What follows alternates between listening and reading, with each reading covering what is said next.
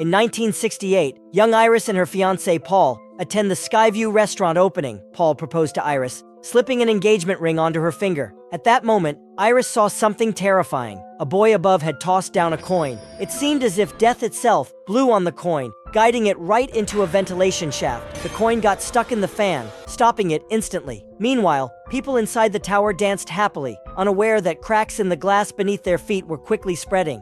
As Iris and Paul moved into position, the metal supports below reached their breaking point. Bolts snapped loose one by one. Suddenly, the trapped coin shattered a fan blade, sending it flying straight into a gas pipe. As the dancers continued, cracks widened, and gas began leaking into the air. Everything around Iris made her uneasy. Suddenly, Paul fell through the floor. People began falling one after another, desperately grabbing onto metal beams.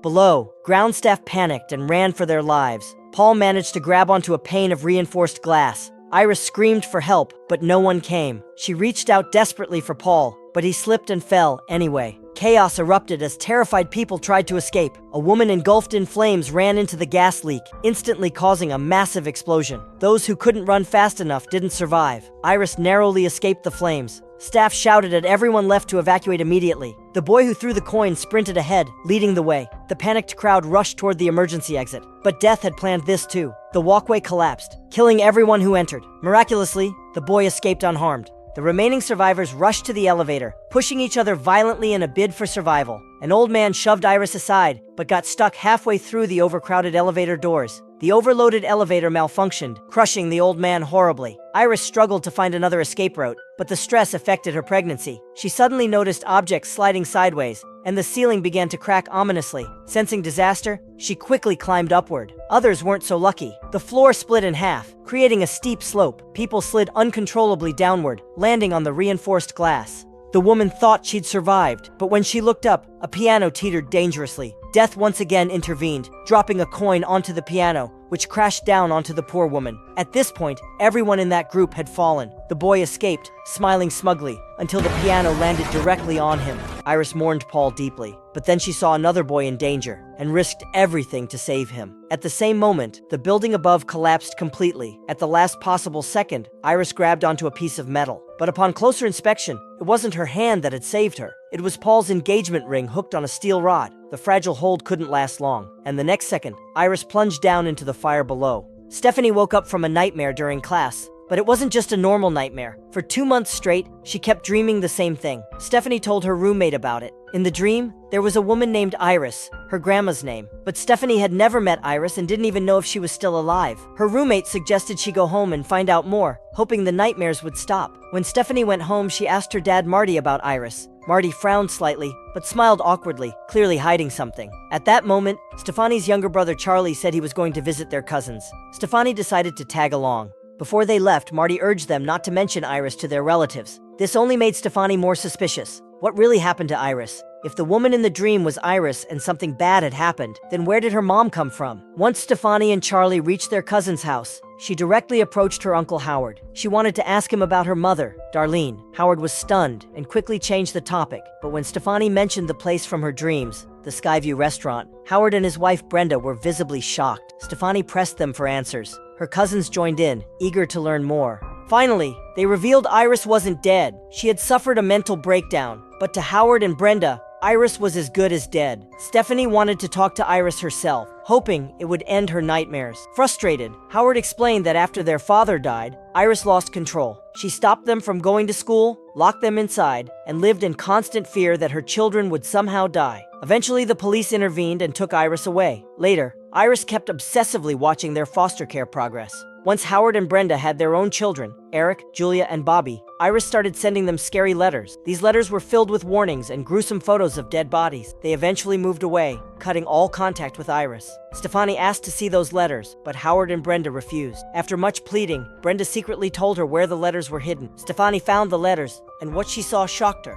The woman in the photos matched her dream exactly. This meant the dreams were probably true. Determined to find answers, Stefani drove alone to search for Iris. Following the address, she ended up at a remote mountain hideout. Through an intercom at the door, she spoke with Iris, who urged her to leave immediately. But after Stefani explained she was Iris's granddaughter, Iris insisted she empty her pockets before coming in. When the heavy door swung open, Stefani walked carefully inside. The house was filled with strange obstacles. Even the roof was covered in spikes. Iris said this was all protection against unseen threats. As Stephanie slowly moved forward, Iris nervously ordered her to close the door quickly. Suddenly, a fire extinguisher fell outside. She warned Stephanie not to touch anything. Anything could be a deadly trap. Finally seeing her granddaughter, Iris smiled warmly. She asked about Stefani's mother, Darlene. Stefani explained that she had been separated from her mother since she was 10 years old and didn't know how Darlene was doing now. Stephanie started asking about the nightmare. Iris told her it wasn't just a dream. She had once seen the future. She saw a disaster coming. Back then, she was with Paul on the highest rooftop. A woman's hat flew off, and a boy tried to toss a coin, but security stopped him. Still, the boy insisted on throwing it. Paul was just about to propose to her. Iris immediately warned Paul. The building was going to collapse. Everyone would die. Paul looked confused. Then Iris rushed to grab the coin from the boy's hand. She got the key object that would trigger the butterfly effect. She hurried downstairs, grabbed the pot that was on fire, found people dancing inside. She quickly grabbed the microphone, told everyone to look at the floor. Some tried to stop her, but others noticed the cracks below their feet. That night, she saved many lives. The building didn't collapse. Later, the restaurant shut down. Iris had stopped the disaster, but Death didn't like his plan being ruined. Years later, he came back and killed everyone who was there that night, including her husband, Paul. Iris learned how to see death coming. She had spent years stopping disasters. Now, death had finally caught her. She had cancer. While talking to Stefani, Iris let her guard down. Death silently arrived. A magnifying glass reflected sunlight onto a metal tray. The beam bounced onto a rope. It started to smoke. Iris believed Stefani's dreams were a sign because she might have inherited her gift. Iris sensed something was wrong. She turned her head and spotted Death's trick. She quickly knocked the magnifying glass aside. Death believed Iris would be distracted because her granddaughter was there. Iris told Stefani to stay, to learn the basics. It was too dangerous outside. She hadn't stepped out in 20 years. But Stefani didn't want to stay. She needed to return to school. Iris warned her. Death was coming for their family. But Stefani thought it was just a dream. She didn't believe her. She left without hesitation. Iris begged her to take the book before she left. Just as Stefani was about to walk out the door, Iris had a vision. The wind, the compass, trigger objects. She knew if she stepped outside, she would die. But for Stefani, she took the risk. She stepped out anyway, threw the book into Stefani's arms, told her the book could protect the family. But Stefani still didn't believe her, so Iris told her to step back. She would prove it was all real. A sudden gust of wind blew in. It knocked over the compass. It hit a fire extinguisher. The extinguisher flew and stabbed Iris through the mouth. Now Stefani finally believed. Iris was gone. Her relatives attended the funeral. Stefani told her father and uncle that Iris had said death was coming, but they didn't believe her. Just then, Stefani's mother Darlene showed up. Still angry at her mom, Stefani walked away. Back home, she started reading the book Iris gave her. Meanwhile, the rest of the family was at Howard's place, having a barbecue, eating and laughing, completely unaware. Death had arrived. Bobby accidentally broke a glass, but he didn't notice the shard had mixed with the ice cubes. Eric placed his drink next to a gas tank. Clearly, they were about to become Death's new tools. Once everyone gathered to eat and drink, they unknowingly used the ice with glass shard. Howard raised a toast. He said Iris's death reminded them to enjoy life in the moment. Then everyone clinked glasses and took a sip. Suddenly, Julia started choking. She felt something stuck in her throat and couldn't breathe. Everyone rushed to her, but it turned out she had just swallowed wrong. She was fine. Inside, Stefani was reading Iris's book. She saw a chapter about the coin incident and a barbecue grill. Meanwhile, Eric was outside lighting the barbecue. Bobby called Charlie over to jump on the trampoline, but they didn't see the sharp rake hidden beneath it. The book slipped from Stefani's hands. She felt a terrible sense of danger. As the grill was lit, a photo frame fell and shattered. A shard of glass bounced across the floor. Whose drink had the deadly glass piece? Howard took a sip of his drink, but nothing happened. Then the camera zoomed in on Darlene's glass.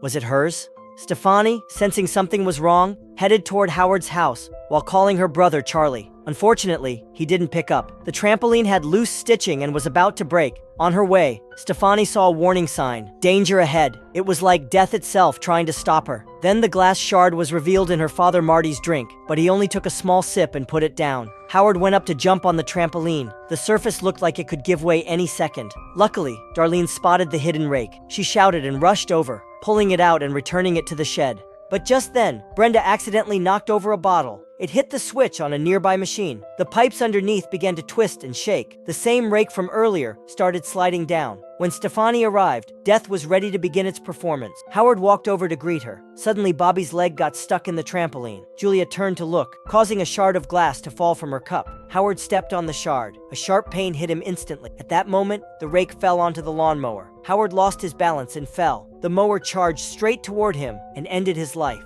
The relatives attended another funeral. Stefani rushed home to go through the books again. She found a note that said, "JB found someone who survived." She began analyzing who might be next. Iris and Paul's children were Howard and Darlene. Howard's children were Eric, Julia, and Bobby. Darlene's children were Stefani and Charlie. They were all connected by blood and couldn't escape death. Stefani explained the pattern to the others. Now they sat and listened quietly. It was all from the restaurant's death list. The order of death matched the one Iris had seen. Originally, hundreds should have died, but Iris saved them, and now, death was coming back to claim them one by one. Death followed a specific order when it came to killing. It started with Howard's family, and then it would move on to Stefani's. Marty and Brenda weren't related by blood, so they were likely off Death's list. That meant the one in the most danger now was Howard's oldest son, Eric. But no one believed Stefani. They all thought she was obsessed or cursed, and one by one, they walked away.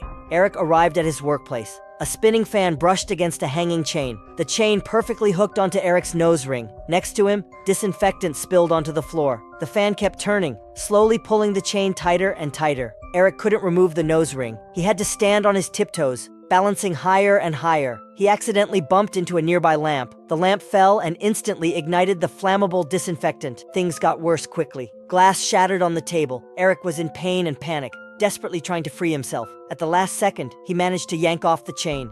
But as he fell, he knocked over more disinfectant. Moments later, the shop exploded. Meanwhile, Stefani had been worried. Eric hadn't answered any of her calls all night. She grabbed Charlie and rushed out to look for him. On the way, they nearly got into an accident. Luckily, Eric had survived. He escaped by tearing off his burning leather clothing. But what happened next made Stefani even more convinced Death was hunting them. Eric, however, still didn't believe a word of it. So Stefani decided to stay by his side to protect him. She began following Iris's notes, trying to prevent any possible chain reaction. For example, a tree trimmer suddenly fell off a branch nearby, almost hitting a boy's soccer ball, which could have struck Eric's head. Just then, they ran into Julia, who was out jogging. A garbage truck rolled by. Stefani immediately warned Eric to stay away, but Eric, being reckless, started goofing around near the truck, making silly faces. Julia ignored them, put on her headphones, and kept running. No one expected what happened next. Julia was accidentally thrown into the garbage truck. They ran after it in shock, but the driver had headphones on and couldn't hear a thing. Stephanie jumped onto the truck, reached for Julia,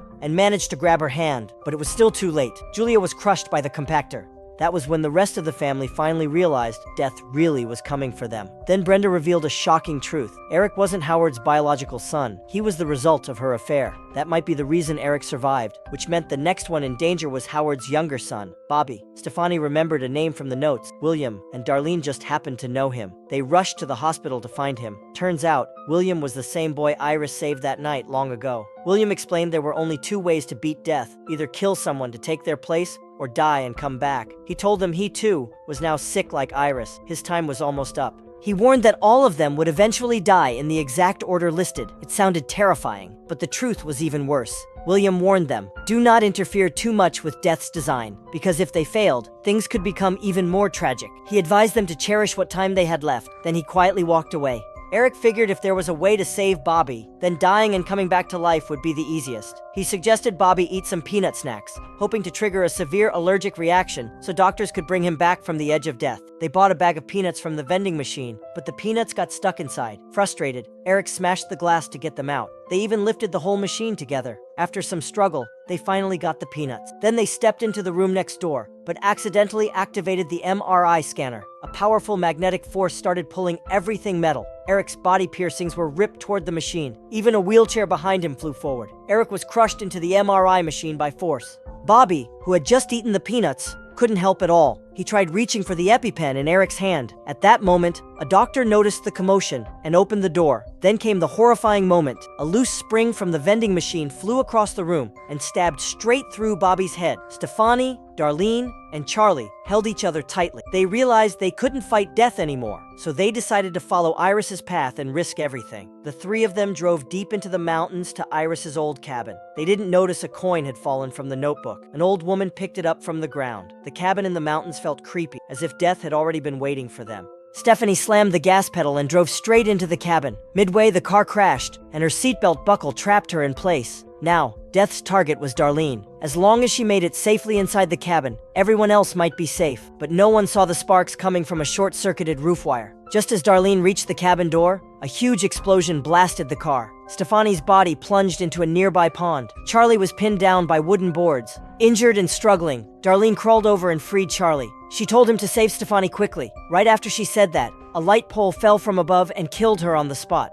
Charlie rushed to pull Stefani out. She was unconscious. Luckily, he revived her just in time. The two hugged each other and laughed. This had to be what William meant by die and come back. But when she heard Darlene had died, Stefani couldn't hold back her tears. Only she and Charlie were left from Iris's bloodline. A week later, Charlie and Stefani visited his girlfriend's house. While fixing Charlie's clothes, Stefani pricked her finger on a rose thorn. Suddenly, she remembered the nightmare. In that dream, Iris had also pricked her finger. Then, an old woman dropped a coin. It rolled down the steps and got stuck between the train tracks. A train was speeding toward it. Charlie's girlfriend's father was a doctor. When he heard how Charlie saved Stefani, he explained that Stefani hadn't technically died. If you're unconscious, and someone gets your breathing back, but your heart never stopped, then you weren't really dead, he said casually. But to Stefani and Charlie, that didn't sound good. Stephanie saw a red car, just like in her dream. Charlie's girlfriend was even wearing the same clothes as Iris had. Her bad feeling grew stronger. Then the train derailed. A crash happened. The train was charging straight at them. Stefani tripped and fell. Charlie grabbed her and pulled her up. It looked like they had escaped, but they hadn't.